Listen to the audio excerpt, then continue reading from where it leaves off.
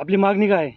आपली मागणी एकच, माझी मूळ 7/12ची जमीन पूर्ण जमीन माझी जमीन नावावर करून देण्यात यावा आणि ज्या अनाधिकृत 7/12 बनविलेल्या आहेत त्या पूर्ण रद्द करून त्याच्या ज्या तलाट्याने किंवा इतर अधिकाऱ्याने जे पदाचा गैरवापर घेऊन शिनी या 7/12 बनवल्यात त्यांच्यावर दंडात्मक कारवाई करावा आणि जे पूर्ण अतिक्रमण झालेले ते माझं ताबडतोब काढून माझी जमीन पूर्ण मला खुली करून देण्यात यावं.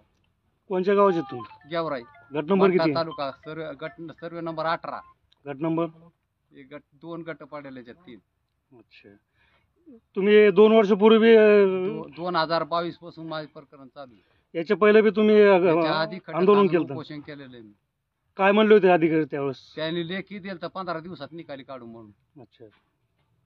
परत त्यांची तलाट्याकडून अहवाल घेताना तलाट्याने चुकीचा अहवाल दिला म्हणून याने मला याच्यात काही नाही म्हणून शिने असं लेखी अहवाल दिला. जे सत्ताधारी आमदार आहे बबनराव लोणीकर, तुम्ही त्यांच्याकडे बी गेलते, त्यांचं म्हणणं काय? ते म्हणले तलाट्याला तहसीलदारला यायला सांगू, निकाली काढायला लावू म्हणून. यावेळेस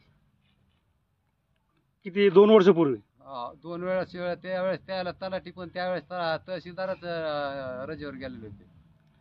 आता यावेळेस जे तलाठी आले तर याला सांगतील भाऊ भैया लोणीकर साहेब जे आहेत ते मला सहकार्य करते. मला अशी अपेक्षा आहे त्याची. तलाठी कोण आहे? तलाठी चिंचोले साहेब आहे. बरं, इथं उदयदादा आले, शिवसेना आपल्या शिंदे गटाचे. मला वाटेल त्यांच्या माध्यमातून समजा तुमची मागणी मान्य नाही झाली, तुम्ही उठणार का नाही ना. मला आता तात्काळ माझी जमीन माझ्या ताब्यात दिल्याशिवाय मी उठणारच नाही.